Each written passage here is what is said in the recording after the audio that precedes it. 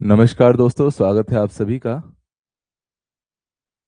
चलिए सभी लोग लाइव में जुड़ जाइए। वंशानुक्रम और वातावरण वाला चैप्टर हम लोग कंप्लीट कर रहे थे और बड़ा इंपॉर्टेंट चैप्टर है। परीक्षा में इस पे बड़े सारे प्रश्न पूछे जाते हैं। तो सभी लोग लाइव में आ जाइए। बता दीजिए मेरी आवाज़ सब लोग को प्रॉपर ऑडिबल तो है ना, और वीडियो आप लोग को ठीक से दिखाई तो दे रहा है। चलिए सब लोग लाइव में आ जाइए। Very good morning. हाँ जी। तो प्यारे साथियों, ये जो वातावरण और वंशानुक्रम वाला जो हेरिडिटी और इवोल्यूशन इन्वायरमेंट वाला जो हम लोग चैप्टर पढ़ रहे थे, इस चैप्टर के अंदर जो पिछली वातावरण और पर्यावरण से संबंधित, वंशानुक्रम से संबंधित जितनी बातें थी, उसको एक थॉरो रिवीजन करते हुए आज हम लोग आगे पढ़ेंगे। तो सबसे पहले आप लोगों ने देखा था भाई कि वंशानुक्रम की क्रिया विधि कैसे होती है। तो आप सब जानते हैं कि सर मेल और फीमेल से, मेल से स्पर्म और फीमेल से एक ओवम्स आपस में इंटरेक्ट करेंगे, उससे जायगोट बनेगा, और ये जायगोट बाद में फिर फीटस मतलब भ्रूण का रूप धारण कर लेगा, और यही भ्रूण एक नई जान, एक नई संतति, एक नया शरीर बनता है, जिसे इंसान कहते हैं। ठीक है। चलिए, तो ये वंशानुक्रम का पूरा नियम है। इसके अलावा आप लोगों ने पिछली क्लासेस में ये आप ऑलरेडी पढ़ चुके हो कि जो बच्चे पैदा होते हैं, ठीक है, वो मेल होंगे या फीमेल होंगे, इसका निर्धारण कैसे होता है? तो क्रोमोसोमल इंटरेक्शन के कारण होता है। फीमेल में, मतलब मदर में, केवल दो टाइप के क्रोमोसोम्स पाए जाते हैं, एक्स और एक्स, और फादर में एक्स और वाई। तो देखो मदर में क्या होता है कि आप लोग को सेम टाइप के क्रोमोसोम्स रहते हैं, और इन्हीं सेम क्रोमोसोम्स के कारण ही उन्हें हम लोग होमोगैमेटिक के नाम से जानते हैं, मतलब समयुग्मकी कहते हैं। और जो मेल हैं उनमें एक्स और वाई अलग अलग क्रोमोसोम्स पाए जा रहे हैं, इसलिए हम लोग इसको हेट्रोगैमेटिक, मतलब कि, अच्छा, रंगीता दी मैं देख लेता हूँ, आज का कल का दोनों चले जाएगा। तो इसे हम लोग हेट्रोगेमेटिक बोलते हैं, मतलब कि विषम युग्मकी कहते हैं। तो सम युग्मकी, विषम युग्मकी, ये सवाल ऑलरेडी यूपी टेट में, रीट में ऑलरेडी एक दो बार दोहरा चुका है। ठीक है। 50% चांस होते हैं पुत्र पैदा होने की, 50% चांस होती है पुत्री पैदा होने की, बट एक्चुअली देखा जाए तो 75% चांस फीमेल होती हैं, और आपके 25% चांस मेल होते हैं। ये सर्वे में आया है साइंटिफिक रिसर्च के थ्रू। इसलिए जो पुरुष हैं उनकी आबादी उतनी तेजी से नहीं बढ़ पाती है एज कंपेयर टू महिलाएं। ठीक है। चलिए, इसके बाद हमने ये सारी चीजों को ऑलरेडी पढ़ लिया था कि भैया ये जो वंशानुक्रम की विशेषताएं हैं, ठीक है, उसमें शारीरिक विशेषता और मानसिक विशेषता, ये सभी हमारे वंशानुक्रम से निर्धारित होती हैं। और आप लोगों ने कहना चाहिए कि जो लैंगडम डाउन है, इन्होंने डाउन सिंड्रोम की खोज की थी। डाउन सिंड्रोम में ये पूरा का पूरा आप लोग एक फ्लो चार्ट देख पा रहे हो कि क्या क्या होता है। सर सर बहुत ज्यादा चौड़ा रहेगा, ठीक है, और जो बालक रहेगा वो मुंह हमेशा खुला रहेगा, मंगोलियन जैसा दिखेगा, मानसिक क्षमता कम हो रहेगी। ये सारी बातें हम लोग पहले से जानते हैं, समझते हैं। टर्नर सिंड्रोम में मैंने आप लोग को बताया था एक क्रोमोसोम कम हो जाता है, 46 की जगह यहाँ पर एक घट के 45 क्रोमोसोम हो जाता है, जिसके कारण जो उनकी प्रजनन क्षमता है वो प्रभावित होती है। प्रजनन क्षमता प्रभावित होने से तात्पर्य कि जो मेल है वो नपुंसकता का शिकार होंगे, और जो फीमेल है वो बांझपन का शिकार होंगी। ठीक है, ये क्रोमोसोमल डिफेक्ट में आता है। फिर क्लाइनफेल्टर सिंड्रोम, यहाँ पर क्या हो जाता है कि सर इस प्रकार के सिंड्रोम में कहना चाहिए कि बाइसेक्सुअल कैरेक्टर आपको देखने को मिलेगा। बाइसेक्सुअल कैरेक्टर में आप लोगों को प्रभावित पुरुष में एक्स क्रोमोसोम की अतिरिक्त प्रतिलिपियां बन जाती हैं, मादा लक्षण युक्त पुरुष दिखाई देंगे। ठीक है, जैसे जिन्हें आप अर्धनारीश्वर बोलते हो, उस टाइप से। ठीक है। और ये पुरुष भी बच्चे पैदा करने में सक्षम नहीं रहेंगे। ठीक है। चलिए, इसके अलावा हमने जो मेंडल डिफेक्ट्स देखे थे उसमें हमने हीमोफीलिया और ये सारी चीजों को हम लोग पढ़ चुके हैं। कलर ब्लाइंडनेस, जिसमें आपको रेड और ग्रीन कलर जनरली दिखाई नहीं देता है, पुरुषों में ये चीज ज्यादा देखने को मिलेगी। ये भी वंशानुक्रम से प्रभावित लक्षणों में आता है। सर हमारा कौन सा? Colour blindness. 8% पुरुषों में रहेगा तो महिलाओं में 0.4% ही रहेगा। ठीक है। साउंड कम आ रहा है। हाँ बिल्कुल, कल जो टाइम टेबल है उसी के अकॉर्डिंग क्लास जाएगी। चलिए, अच्छा, इसमें एक और चीज है कि मान के चलिए कि कोई बच्चा जो कलर ब्लाइंडनेस का शिकार हो रहा है, मदर में कलर ब्लाइंडनेस नहीं है, तो भी याद रखिए कि वो बच्चे में कलर ब्लाइंडनेस आ सकता है। ठीक है, वो फादर से आ जाएगा। चलो, नेक्स्ट है वंशानुक्रम के सिद्धांत। तो वंशानुक्रम के सिद्धांत में आपने 5 सिद्धांत पढ़े थे, ये हम लोग ऑलरेडी पढ़ चुके हैं, है ना। एक थॉरो रिवीजन कर रहे हैं, क्योंकि हमेशा क्या पढ़ते हो उससे कहीं ज्यादा जरूरी है कि आप उसे कितनी बार रिवाइज करते हो, एग्जाम में तभी काम आएगा। तो 5 सिद्धांत हम लोग को प्रमुख रूप से पढ़ने थे, याद आ रहा है। एक है सर बीजकोश का निरंतरता का सिद्धांत, किसने दिया था? बिजमैन ने। एक लाइन में बता दो इस सिद्धांत में मूल रूप से क्या बात कही गई थी। तो इसमें यही बात कही गई थी कि जो माता पिता होते हैं वो अपने पूर्वजों के अनुवांशिक जो लक्षण होते हैं उसके ट्रस्टी होते हैं, उसके संरक्षक होते हैं, और वो अगली पीढ़ी में उसे ट्रांसफर करते हैं। तो बीज का मतलब क्या है? हमारे अनुवांशिक गुणधर्म। कोश का मतलब स्टोरेज। तो भैया जो हमारे अनुवांशिक गुणधर्मों को स्टोर करके दूसरी पीढ़ी को स्थानांतरित करते हैं, वही क्या है? बिजमैन का बीजकोश का सिद्धांत। फिर दूसरा है बायोमेट्री का सिद्धांत, जिसके प्रतिपादक कौन है सर? गॉल्टन थे। इनके सिद्धांत को एक लाइन में आप लोग बता दो, पिछले क्लास में ही पढ़े हो कि भैया इस सिद्धांत में क्या महत्वपूर्ण बात होती है। तो सर इस सिद्धांत में ये कहा गया कि बच्चे के अंदर जो 46 गुणसूत्र आते हैं, ठीक है, उसमें से 23 माता की ओर से आती हैं, 23 पिता की ओर से आती हैं। तो जो भी उसके अंदर जो गुण पाए जाते हैं, साहस का, धैर्य का, संयम का, खूबसूरती का, ठीक है, ये सारे गुणसूत्र में आधा हिस्सेदारी किसका है? माता पिता का। उसके ऊपर जाते हैं तो 1/4 हिस्सेदारी उसकी अगली पीढ़ी, जैसे दादा दादी, नाना नानी का। और देखो तो 1/4 हिस्सेदारी इनकी हो गई, 1/8 हिस्सेदारी किसकी होगी? परदादा परदादी, परनाना परनानी।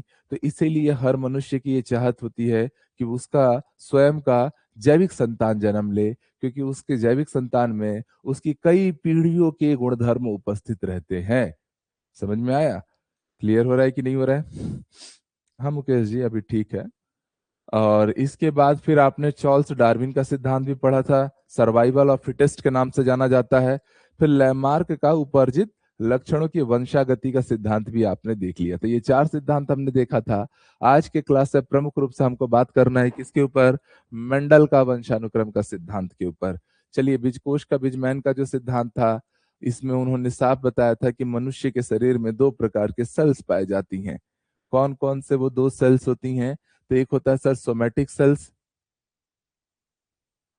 अभी ठीक से दिख रहा है दोस्त? ठीक है।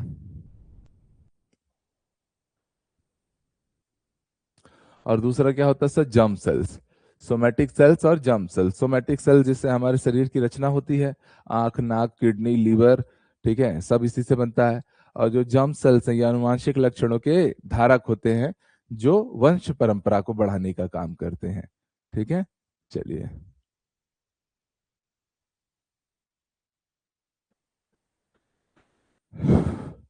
ठीक, आओ। फिर आए थे बायोमेट्रिक का सिद्धांत, पढ़ चुके हो इसको। बस मैं थोड़ा सा आप लोग को फ्लो डायग्राम के थ्रू चीजें समझाने की कोशिश कर रहा हूँ। तो बायोमेट्रिक का सिद्धांत में भी वही चीजें थी कि पीढ़ी दर पीढ़ी गुण अनुपातिक रूप से 1:2, 1:4, 1:8 ऐसे ऐसे बढ़ते रहता है। मतलब माता पिता से 1/2, दादा दादी से 1/4, नाना नानी भी रहेंगे इसमें, क्योंकि माता तो वहीं से आ रहे हैं। 1/8 परदादा परदादी परनाना परनानी के गुण उसमें बच्चे में मौजूद रहेंगे। ठीक, चलो अब थोड़ा सा मजे से पढ़ते हैं। डार्विन का सिद्धांत, बढ़िया फ्लो डायग्राम दिख रहा है सब लोग को? देखो क्लास काफी बढ़िया एकदम डेकोरेट कर रहे हैं हम लोग इस बार। और जो एमसीक्यू क्वेश्चन भी प्रैक्टिस होगा भाई, वो भी बड़ा लाजवाब तरीके का होगा, तो मजा आने वाला है। ठीक है। और मैं इतना भरोसा देता हूं कि जितनी चीजें आपको यहाँ से पढ़ाई जाएंगी, अगर आप उतना कवर कर लेते हैं, तो आप यकीन कीजिए कि आपके एग्जाम बहुत शानदार जाएगा, टॉपर रैंक पे सिलेक्शन ले जाओगे। ठीक है, चलो। तो डार्विन का सिद्धांत, सर्वाइवल ऑफ फिटेस्ट, इसमें जीवों में संतान की उत्पत्ति किस लिए की जाती है? तो सर अपने अस्तित्व की, अपने वंश की, अपने कुल की रक्षा के लिए। और जीवन में जीवन संघर्ष होता है, और ये संघर्ष किस लिए होता है? तो सर अस्तित्व रक्षा हेतु संघर्ष होता है, अदरवाइज विनाश संभव है। जैसे मैंने आप लोग को बोला था, रोज सुबह उठने पर हिरन भी दौड़ना चाहता है अपने आप को बचाने के लिए, शेर भी दौड़ना चाहता है अपने आप को भूख से मरने के से बचाने के लिए।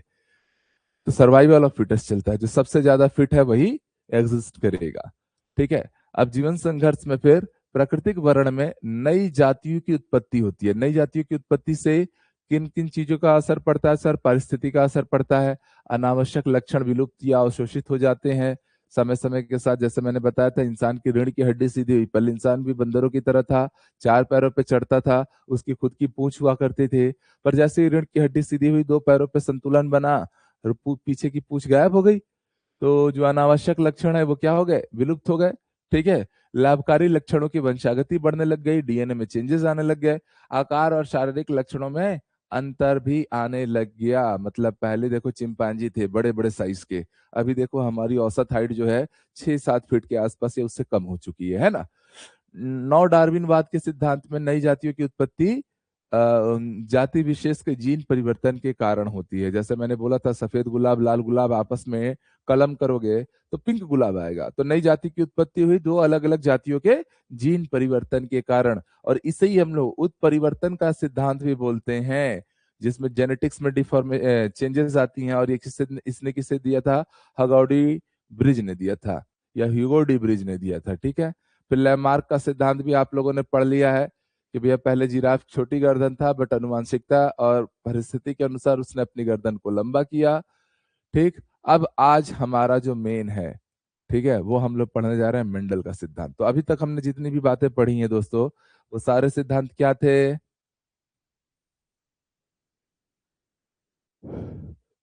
तो अभी तक जितने भी सिद्धांत हमने पढ़े हैं, वो सारे सिद्धांत आप लोग के वंशानुक्रम से रिलेटेड। हमने 4 सिद्धांत पढ़ा: बीजकोष के निरंतरता का सिद्धांत गिवन बाई बिजमैन, बायोमेट्रिक का सिद्धांत मतलब जैसे माता पिता वैसी संतान given by Galton, survival of fittest ये किसने दिया था? तो सर सर्वाइवल ऑफ फिटेस्ट दिया था आपके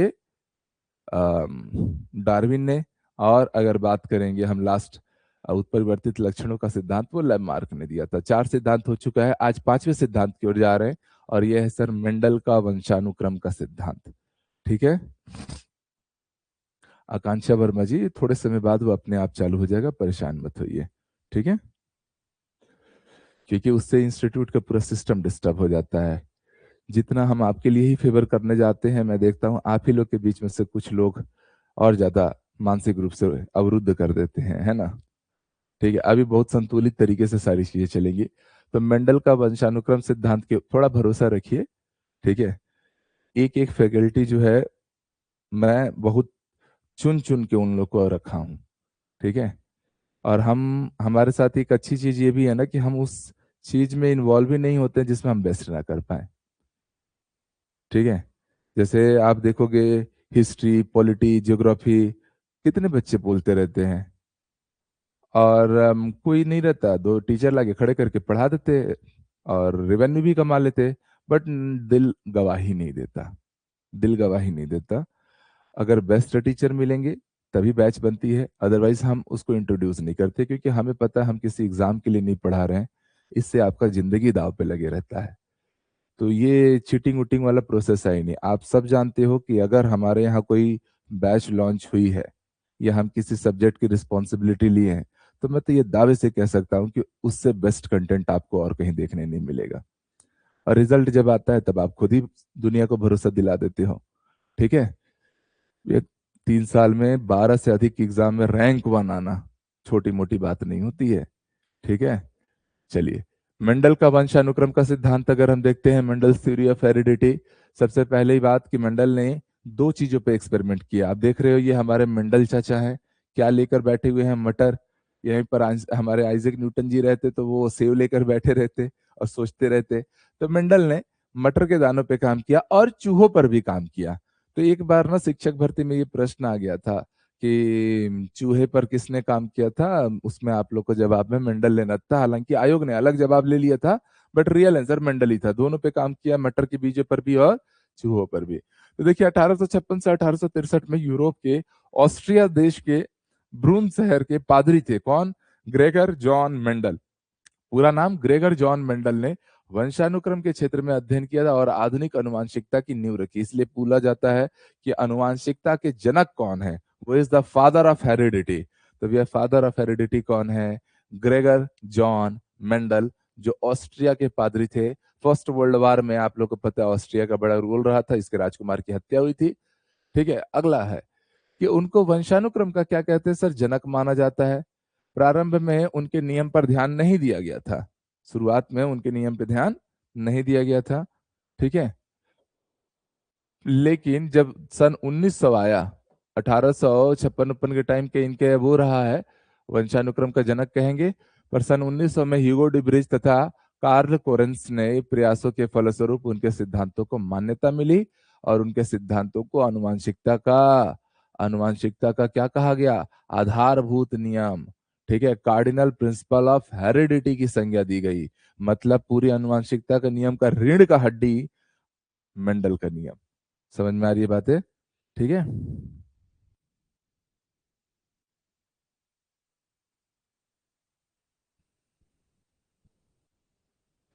एक बार ऑफिस में कॉल करिएगा मिथिलेश जी, वो लोग टेक्निकल जो भी चीजें रहती हैं वो लोग बता पाएंगे। चलिए, मेंडल ने अपने प्रयोगों के लिए बगीचे में मटर, जिसको आप पीसन सेटिवम के को चुना, उन्होंने अपने प्रयोग में विशुद्ध लंबे प्रकार के मटर के पौधों का विशुद्ध बौने प्रकार के मटर के पौधों से इंटरेक्शन कराया, ठीक है। ये आप देख रहे हैं बड़े बड़े मटर दिख रहे हैं और ये बहुत छोटे छोटे मटर दिख रहे हैं। मतलब बहुत छोटे बौने साइज वाले मटर के बीज और बहुत बड़े साइज वाले मटर के बीज में इन्होंने आपस में क्या किया, इंटरेक्शन किया, और उससे पांच अलग अलग पॉसिबिलिटी बन गई। कौन कौन सी पॉसिबिलिटी थी, तो थोड़ा सा ध्यान से समझिएगा।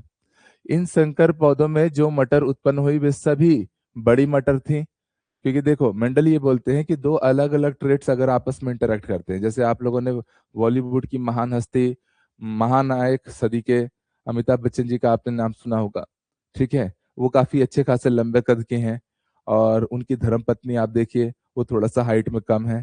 तो यहाँ पर मेंडल का एक्सपेरिमेंट के लिए हम एक उदाहरण लेके चल रहे हैं। पर उनके जो सुपुत्र हैं, ठीक है, श्री अभिषेक बच्चन जी, आप देख रहे हैं उनकी भी हाइट अमिताभ बच्चन जी की हाइट जैसे मैच कर जाती है। इसका मतलब जब दो अलग अलग प्रकार के अनुवांशिक लक्षण होते हैं तो दिखाई वही लक्षण देता है जो डोमिनेट करता है, जो क्या होता है, डोमिनेट करता है, ठीक है। मतलब हाइट के मैटर में अमिताभ बच्चन जी का जेनेटिक्स प्रभावी पड़ा होगा, इसलिए उनके सुपुत्र का हाइट ज्यादा हुआ है। यहाँ भी वही चीज हो रहा है कि बड़े मटर और छोटे मटर में बड़े मटर प्रभावी हो रहा है, ट्रेड्स डोमिनेट कर रहा है, इसलिए जो मटर पैदा हुए वो क्या होंगे, बड़े साइज के होंगे। तो इसका क्या अर्थ है, क्या अभिषेक बच्चन जी में उनकी माता जी की ओर से आए हुए मटर के सॉरी जो गुणधर्म है वो नहीं पाया जाएगा? तो सर वो पाया जाता है, वो सुप्त अवस्था में है, वो रेस्ट कंडीशन में है।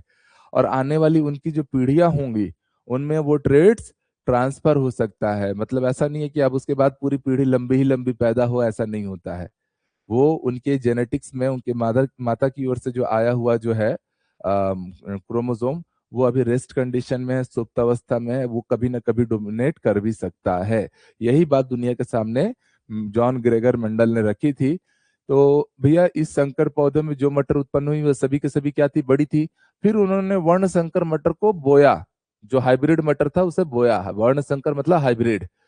अब ये जो वर्ण संकर मटर पैदा हुआ, ठीक है, तो इसमें क्या था, तो इसमें बड़ी मटर और छोटी मटर के बीच परागणों का बदलाव, और वर्ण संकर मटर जो रहेगा वो बड़ी मटर के रूप में देखा गया। इसमें कैसे हुआ, तो वर्ण संकर मटर जो बड़ी मटर थी उससे कौन कौन पैदा हुए, जो हाइब्रिड मटर जो बड़े साइज का था जैसे अभिषेक बच्चन जी हैं, उनसे कौन कौन से पैदा होंगे, तो भैया प्योर बड़े बड़े साइज के भी आएंगे, ठीक है, और प्योर छोटे साइज के भी आ सकते हैं। दोनों का कंट्रीब्यूशन 25-25% का रहेगा।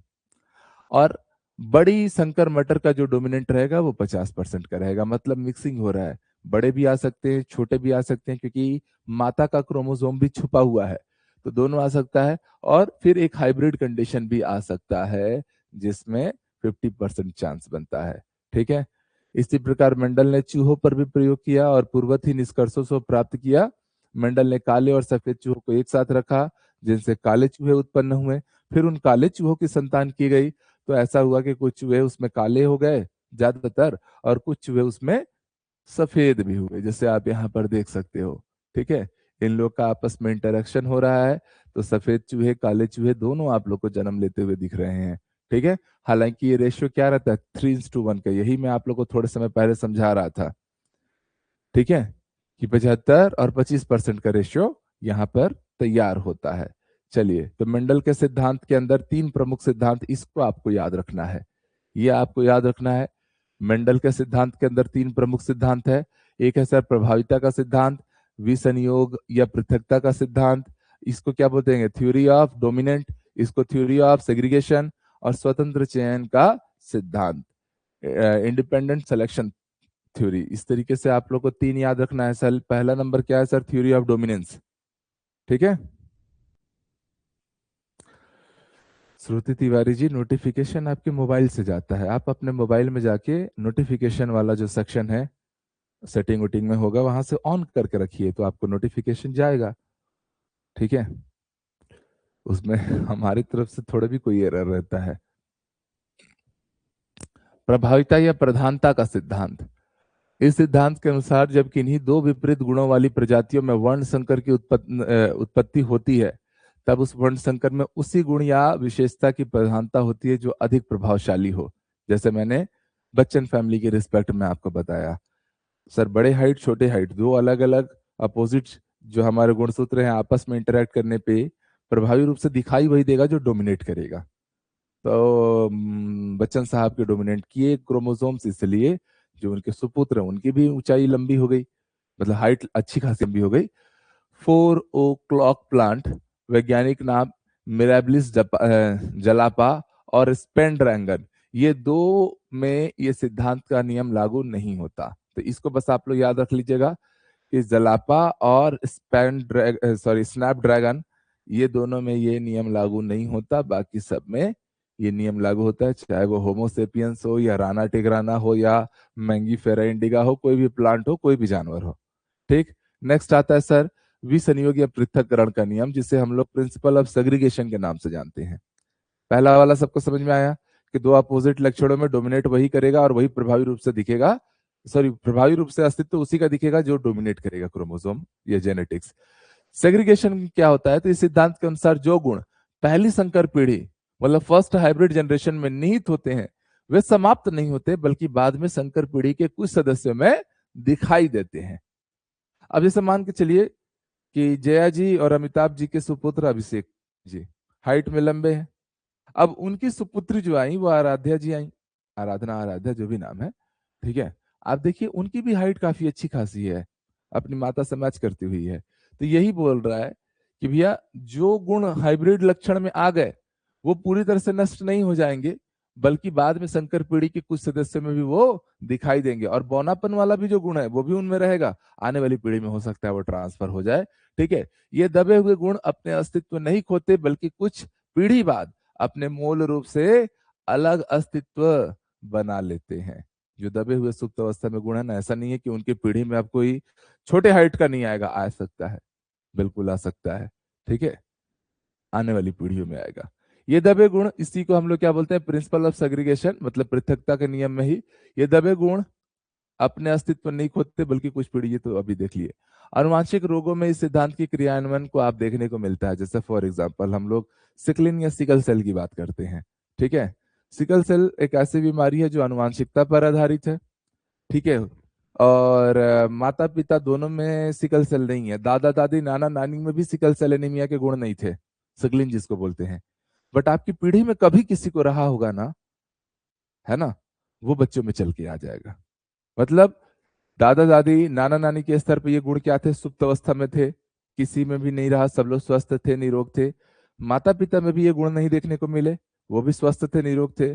बट आपकी पीढ़ी में किसी को रहा होगा तो वो वहां से उठ के उस बच्चे में ट्रांसफर हो जाएगा। तो यही है आप लोग का प्रिंसिपल ऑफ सेग्रीगेशन, कि जो हमारे सुप्त अवस्था के जो अनुवांशिक लक्षण है वो आज आपको दिखाई नहीं देंगे, पर वो कभी ना कभी निकल कर सामने आकर बच्चे को प्रभावित कर सकते हैं।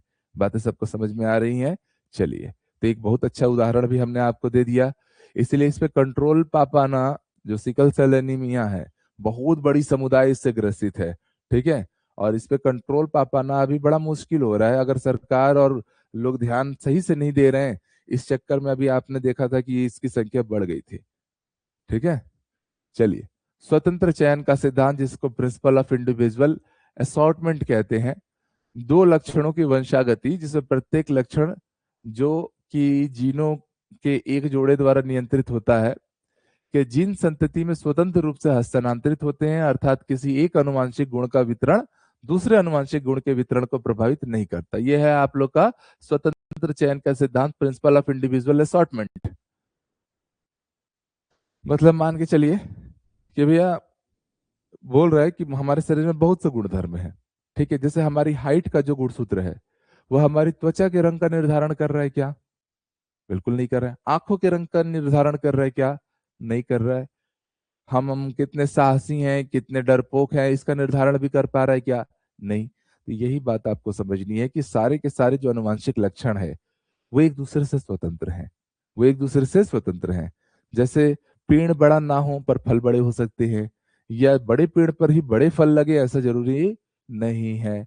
यही बात उन्होंने बताया कि मटर के पौधों के फूल का रंग, मटर के फली के आकार से, डंठल की लंबाई से, इन सब से क्या है? स्वतंत्र है। छोटे डंठल वाले भी जो मटर के पौधे होंगे उनमें ज्यादा संख्या में मटर उत्पादन हो सकता है, और बड़े आकार वाले पौधों में हो सकता है उत्पादन की दर कम हो जाए। तो ये तीनों लक्षण, मतलब जो फूल का रंग है, जो मटर के फली का आकार है, और जो डंठल की लंबाई है, वो आपस में एक दूसरे से क्या है? स्वतंत्र है। यही है आप लोग का स्वतंत्र चयन का सिद्धांत। तो मेंडल ने अपने सिद्धांत को 3 चरणों में प्रतिपादित किया। आनुवांशिकता के जनक के रूप में हम लोग जॉन ग्रेगर मेंडल या ग्रेगर जॉन मेंडल को हम लेते हैं। और ये आनुवांशिकता के सिद्धांत में हमने 3 चरण कौन कौन से देखे? तो सबसे पहला चरण क्या था? प्रिंसिपल ऑफ डोमिनेंस का, ठीक है। मतलब दो अलग अलग विपरीत गुणसूत्र आपस में इंटरेक्शन करते हैं तो हमेशा याद रखनी है, अस्तित्व में वही आएगा जो डोमिनेट करेगा। जैसे मैंने बच्चन फैमिली का एक उदाहरण आपको बताया। दूसरा क्या था? तो सर ये था हमारा पृथक्करण का सिद्धांत। पृथक्करण का सिद्धांत, प्रिंसिपल ऑफ सेग्रीगेशन, जो हर पीढ़ी को खास बनाती है। और कई बार वो आनुवांशिक लक्षण जो आपको कभी दिखाई नहीं देते हैं, ठीक है। जैसे आप बच्चन फैमिली में कभी कोई बौना पैदा नहीं होगा ऐसा नहीं है, वो उनके अंदर है, वो छुपा हुआ है, वो कभी ना कभी किसी ना किसी पीढ़ी में ट्रांसफर होकर आ जाएगा। जिसका मैंने एक बड़ा अच्छा एग्जाम्पल लिया सिकल सेल एनीमिया का। माता पिता स्वस्थ, दादा दादी नाना नानी स्वस्थ, बट पीछे की पीढ़ी में किसी में रहा होगा, वो चल के वहां से उठ के आएगा, ठीक है। फिर है तीसरा स्वतंत्र चयन का सिद्धांत। स्वतंत्र चयन का सिद्धांत मतलब एक अनुवांशिक गुण दूसरे अनुवांशिक गुण को प्रभावित नहीं करता है।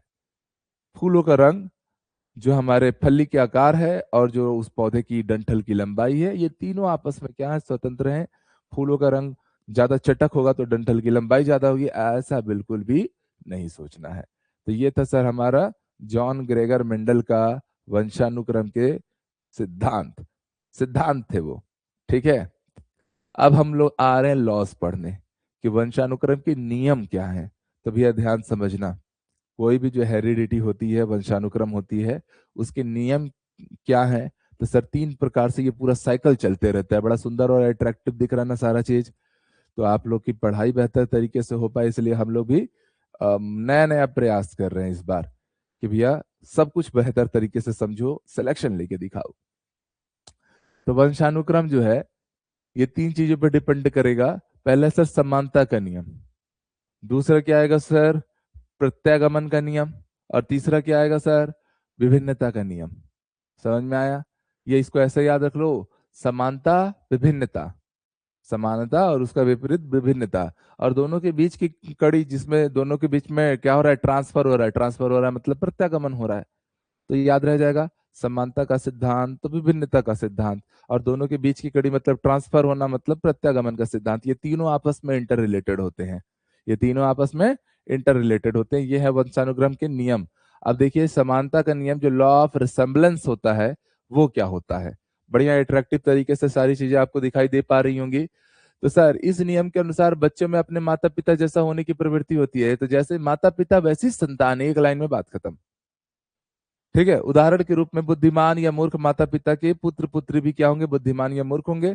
सुंदर और कुरूप माता पिता के पुत्र पुत्री भी क्या होंगे? सुंदर ही संतति होगी। इसीलिए तो हम लोग जब शादी विवाह के लिए जाते हैं तब हम हर चीज देखते हैं कि भैया वधु का जो रंग है वो फेयर होना चाहिए, गोरा होना चाहिए। क्यों?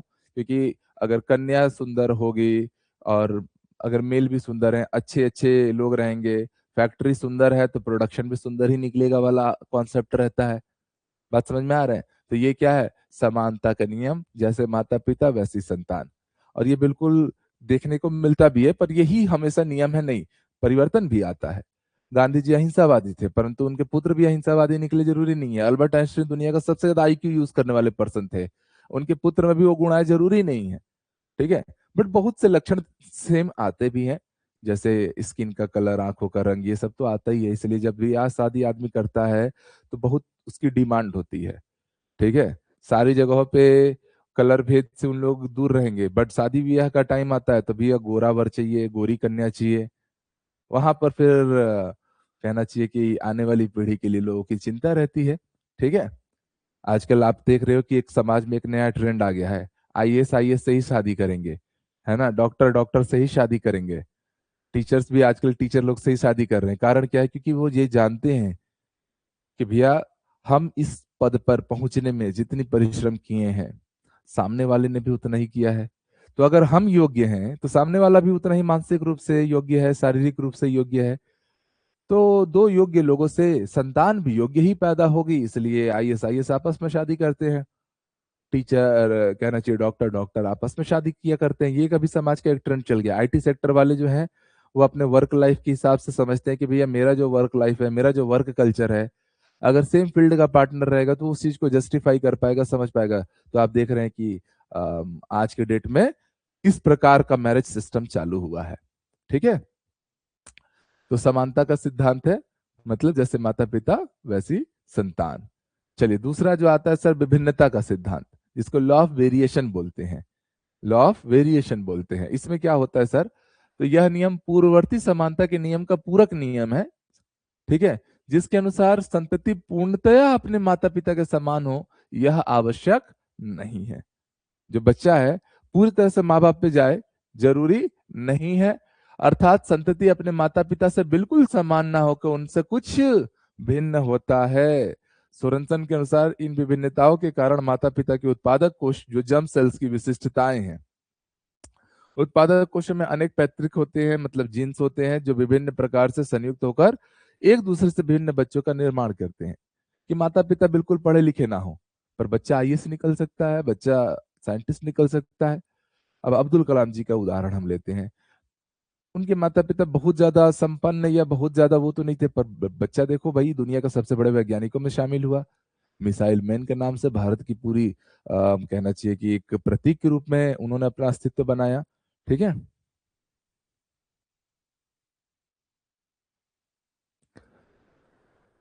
हेमंत वर्मा जी अपना दुख बता रहे हैं बेचारे, कि सर जब पति पत्नी की एक जगह नौकरी लगे तो जीवन आसान है, दूर हो तो जीवन परेशानियों से भरा है।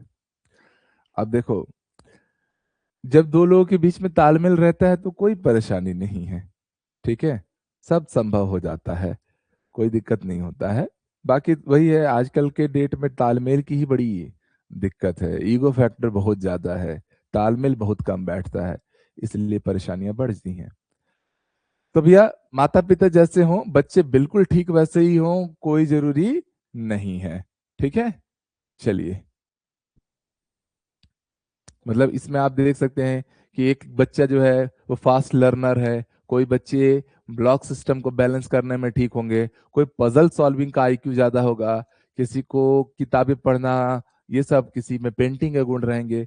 तो माता पिता से उत्पन्न संतान है, सब में क्या है, थोड़ी थोड़ी विभिन्नता पाई जाती है।